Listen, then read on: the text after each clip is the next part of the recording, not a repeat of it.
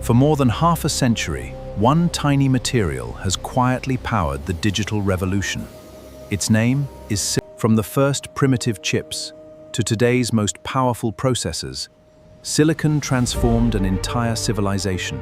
Every generation made computers smaller, faster, and more powerful, while the number of transistors inside them continued to rise. But eventually, the race towards smaller transistors reaches a fundamental question.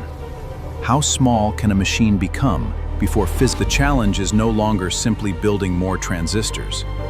The challenge is controlling matter at extraordinary scales. As transistors become smaller and more numerous, heat, energy loss, electrical leakage, and manufacturing complexity become. At atomic scales, electricity does not behave like an unlimited resource. Every movement of charge has consequences. To continue computing faster, humanity may need something more radical than another generation of silicon.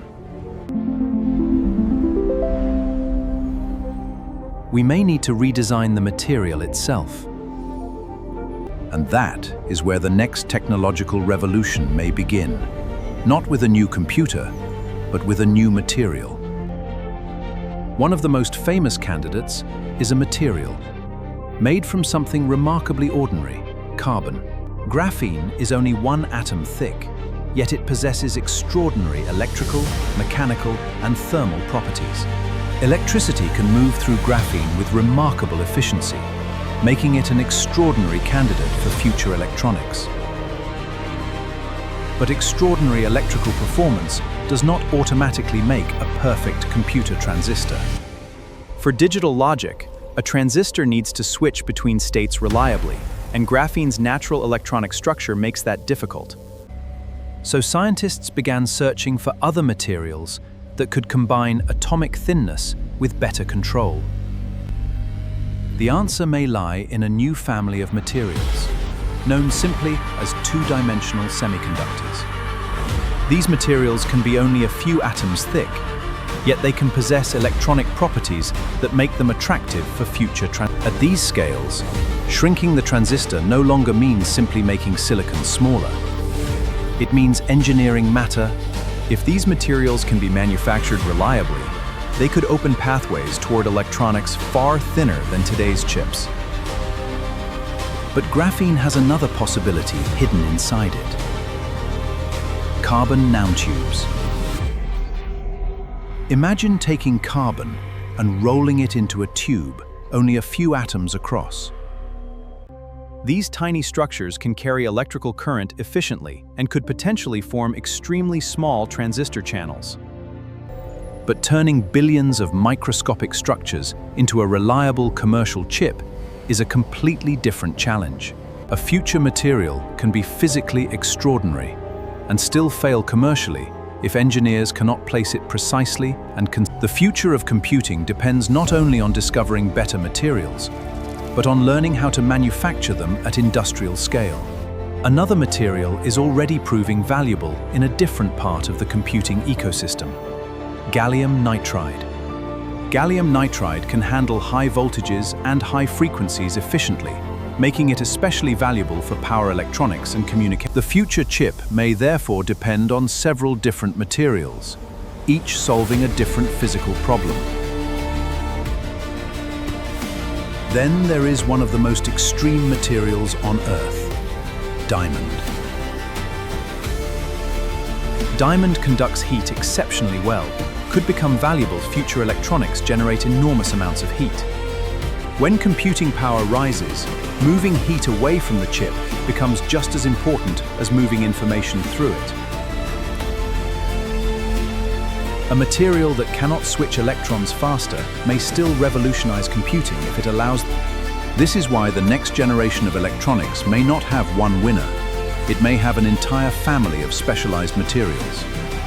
The processor of the future could become a carefully engineered ecosystem, with different materials performing different jobs. And the revolution may not happen only inside the transistor. It may happen in the way billions of components. As individual transistors approach their limits, advanced packaging can place more computing capability closer together. The distance information must travel can become as important as the speed of the transistor itself. The ultimate computer may therefore be less like a single chip and more like a miniature engineered city. And at the center of City of Technology is a simple question. How much computation can matter itself? Discovering a new material is only the beginning. Turning it into billions of reliable devices requires an entirely... Artificial intelligence may become essential to that process, identifying defects and optimizing manufacturing. The irony is that building the computers of tomorrow may require today's computers to design and manufacture them. AI could accelerate the search by simulating materials, testing architectures, and predicting which structures are most promising. Instead of testing thousands of materials one by one, researchers could increasingly explore entire landscapes of possibilities computationally. But simulation must eventually meet reality, because every promising material still has to survive the brutal demands of manufacturing. A material designed for the future must survive heat, electricity, mechanical stress, radiation, and millions of hours of operation. A laboratory breakthrough becomes meaningful only when it can perform reliably, again and again. That is the difference between a scientific discovery and a technological revolution. The material that wins the future will not simply be the most impressive under a microscope. It will be the material. Because computing is no longer confined to computers. It is becoming the invisible nervous system of civilization. And as artificial intelligence expands, the world's demand for computation may grow dramatically. That creates another problem. The future of computing must also become the future of efficient computing. A processor that is twice as powerful but consumes 10 times the energy may not represent progress. The real breakthrough, the ability to compute more while consuming less. More efficient computing could also give humanity better tools to understand the planet. More powerful simulations could improve our understanding of climate systems, extreme weather, ecosystems, and the changing Earth. One day, computers may allow us to simulate parts of Earth with a level of detail that is difficult to imagine today. And strangely enough, that planetary future may depend on what happens inside structures smaller than a human cell. Imagine reaching the 2040s, when today's experimental materials have matured into industrial technologies. The result may look nothing like the chips we recognize today. Instead of one material doing everything, each layer could be engineered for a specific purpose. One material could handle logic, another could store information, another could move heat, another could move data.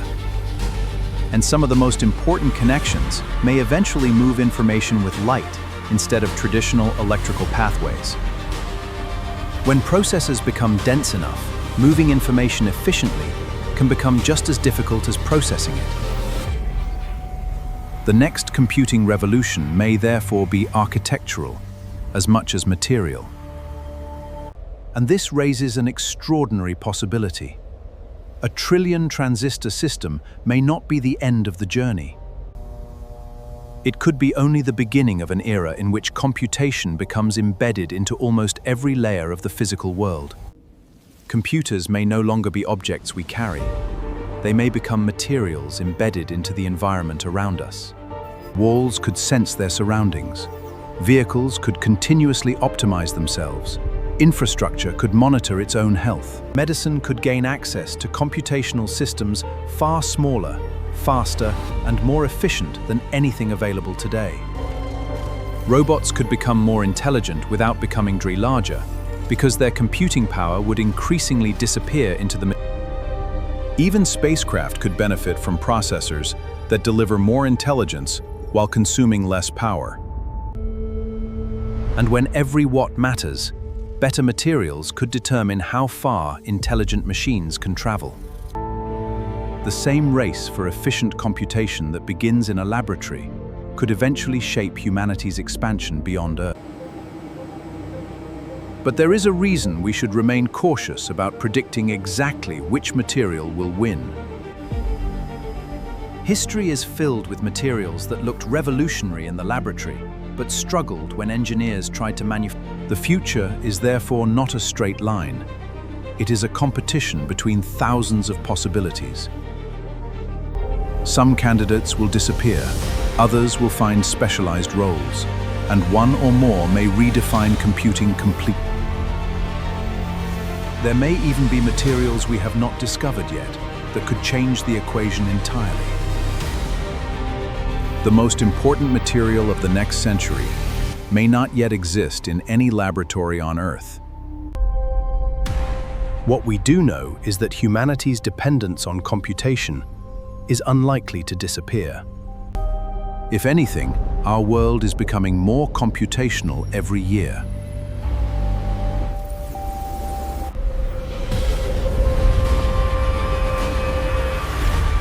And that makes the material inside every processor.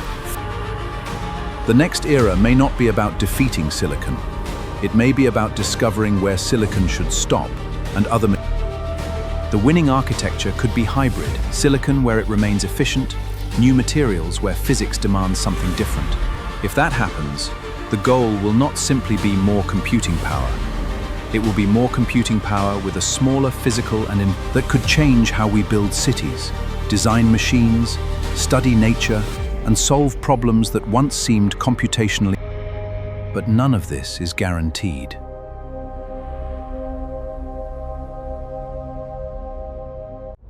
The future of computing will be determined by thousands of scientific decisions made at scales too small for the human. At the smallest scale, the future of civilization may look surprisingly atoms arranged in exactly the right way. A trillion-transistor era could arrive through one breakthrough, or through thousands of smaller breakthroughs working together. And the most likely future may be less dramatic than a single material replacing another. It may be a world where every material is chosen for what it does best. Because the next revolution in computing will ultimately be a revolution in how humanity engineers matter. The question is no longer whether computers will become more powerful. The question is how intelligent. The material that builds the next trillion-transistor computer could determine far more than the speed of a machine. It could have. Silicon built the digital age. What comes after silicon may build the next one. And the future is already being engineered.